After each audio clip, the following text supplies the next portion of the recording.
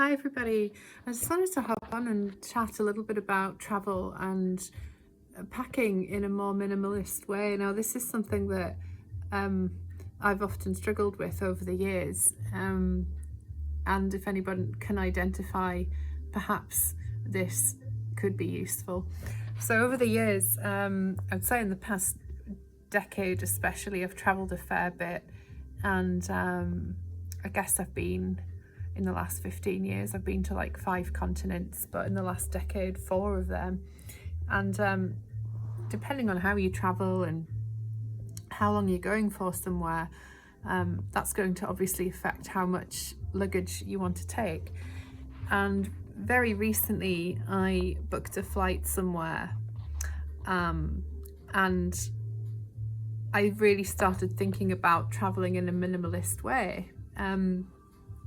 First of all, I don't want to pay for extra suitcases. Secondly, I just want to travel light and not have the burden of carrying too much luggage.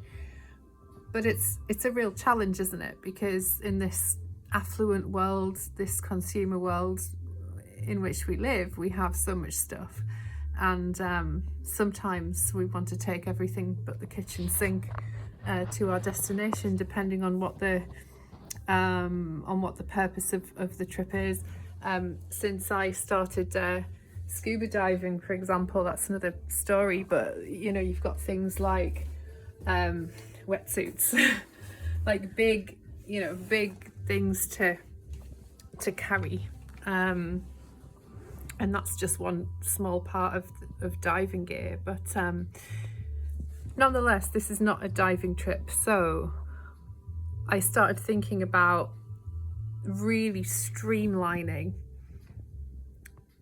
what to pack, and I think I've maybe finally started to crack this a little bit more than previous times. So even things like, I'm quite a traditional person when it comes to books. I do have a Kindle, but I also like a good old-fashioned book, especially I'm going somewhere where there are monsoons going on, so it's really kind of nice and atmospheric, and I'm looking forward to just sitting at the villa with my book. So I want to take, I have a lot of books so I'm looking forward to taking books. And then I thought, but books are heavy. Yeah, I could take the Kindle, but it doesn't really have the same feel to it, for me at least. And I also kind of want a break from digital. It takes up so much time and energy. So I've been really sitting and thinking about this. So if the weight allows, because I think the number one tip is to weigh everything, and to keep weighing the luggage that you're about to take, just to keep an eye on how you're clocking up the grams, the kilograms, right? So the whole luggage for this flight is 7 kilograms, which isn't much. Some of them will have 10 kilograms. So anyway, maybe one book, if everything else balances out weight-wise, maybe one book is key. I also have this really big, heavy diary, which is it's my business diary, it's my client diary, it's my black book. And I actually weighed it yesterday, and it actually weighs 600 grams, which is more than half a kilogram. So I realized, yes, I want to take this with me because I might have to update my diary or whatever, or make notes. So then I thought, well, how much paper do I actually need? I don't need this whole thing. So what I've done in this particular instance is I've actually just taken out the pages for the time that I'm going to be away. And it's not ideal because I've had to rip them out of my diary essentially, but it's all about getting the weight down. So there's another 600 grams that I've saved that I can put towards something else. Bare minimum things, just take the bare essential makeup that you need for the trip. I used to take lots of different options, and I think it's fine to have a few different options, but just take 2 or 3 lipsticks. You don't need to take the whole collection, which I used to do because I simply wanted the choice, and and that kind of thing. Also, just thinking very, very carefully about which activities you're going to do. Obviously, pack a light umbrella, pack a thin raincoat, pack thin clothes, thin materials, especially if it's a warm climate.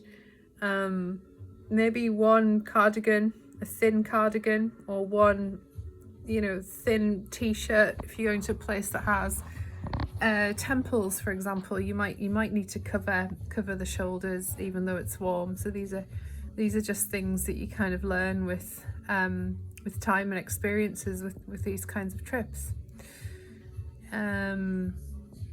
Obviously there are things that when you're packing you can't avoid, so the bare essentials are going to be a laptop, the cables. You can't avoid that stuff.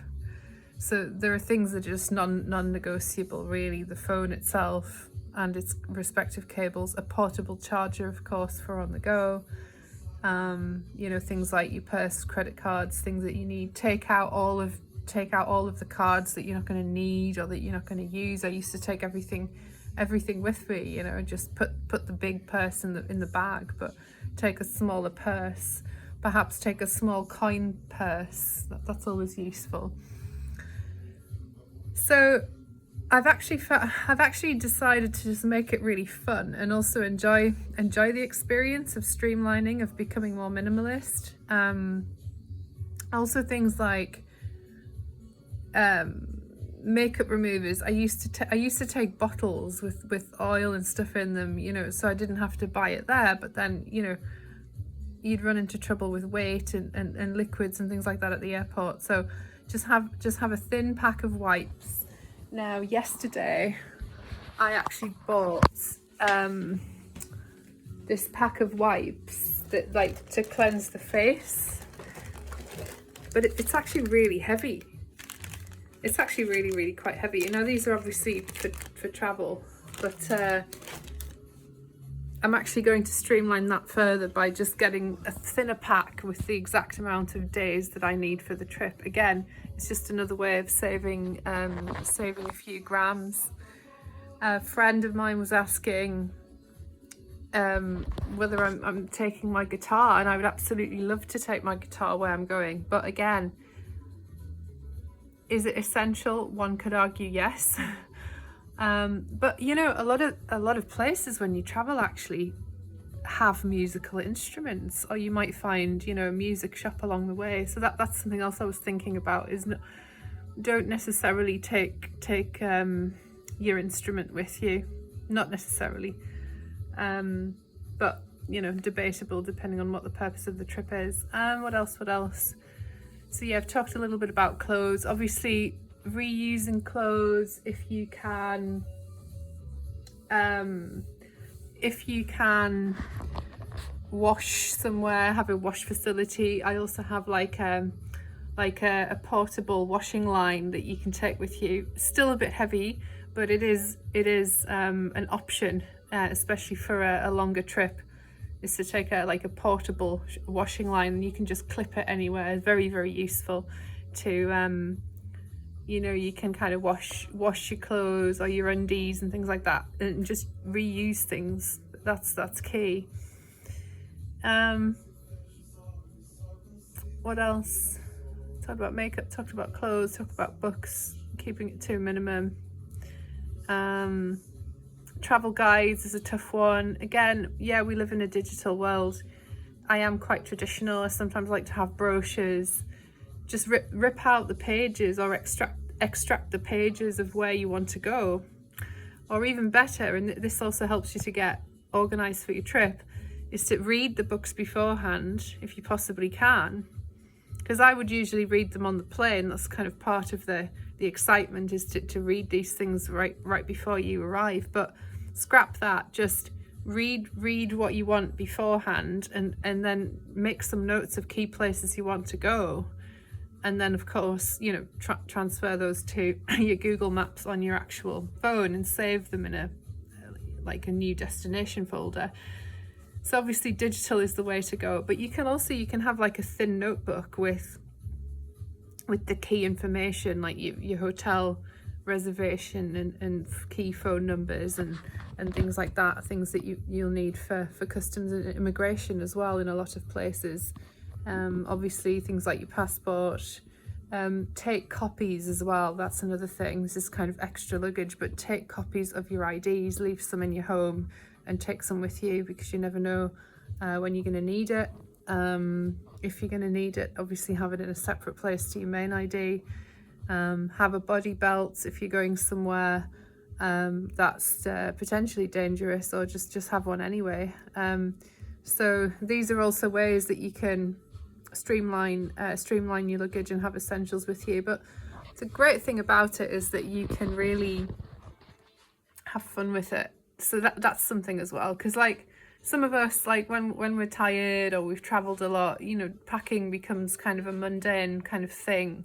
But I think you can keep it quite cheerful and fun, and this is, for me personally, this is a way of keeping it fresh, keeping it a little bit different, not taking a suitcase this time, just going to put it all in one backpack.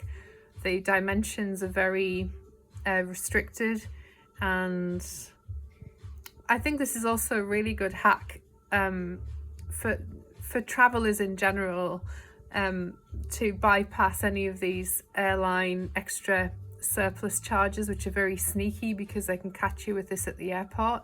So if you get really good at minimizing your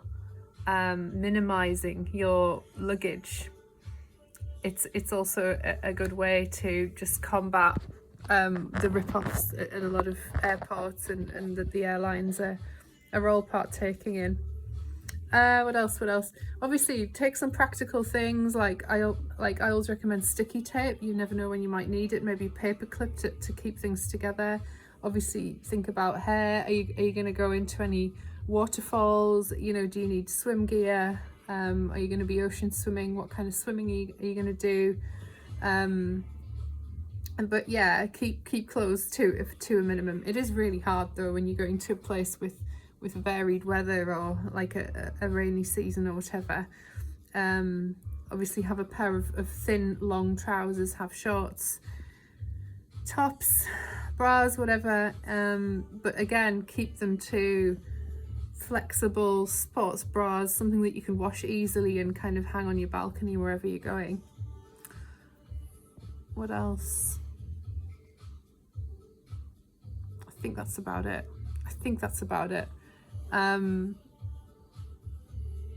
Books I've found and jeans weigh a lot, so keep those to a minimum.